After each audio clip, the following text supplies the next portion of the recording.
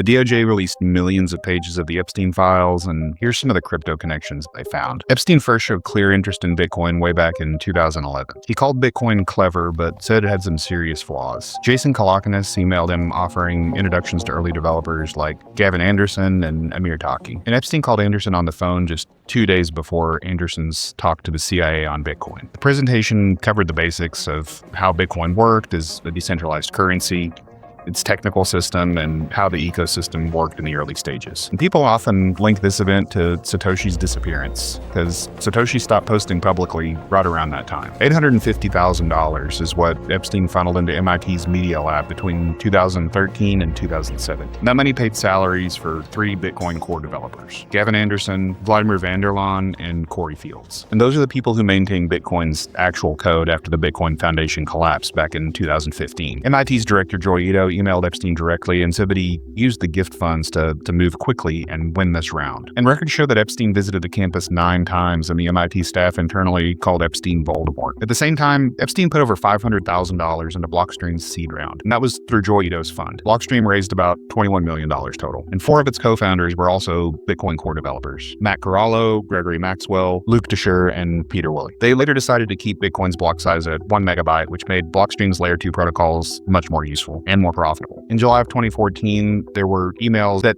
tipped Epstein off about Jed McCaleb building a secret Bitcoin project, as they called it. That project was Stellar. Later that month, Stellar launched. And the same day, Blockstream CEO Austin Hill emailed Epstein, Ito, and Reid Hoffman with the subject line, "Stellar isn't so stellar." He called Ripple and Stellar bad for the ecosystem that we are building, and threatened to cut Epstein's allocation for backing 2 horses in the same race. In 2016, Epstein emailed a Saudi contact about building a Shira-compliant currency on Bitcoin technology. He claimed he spoke to the founders of Bitcoin, plural. He didn't name anyone specifically, though. It's interesting to note that Epstein also hosted private meetings at his Manhattan mansion with Larry Summers, who was the former Treasury Secretary, and Brock Pierce, co-founder of Tether. Their topic was the future of money. Epstein also talked to Steve Bannon about crypto taxation, token distribution rules, and how to use crypto in political financing. He gave an example of buying furniture on overstock with Bitcoin.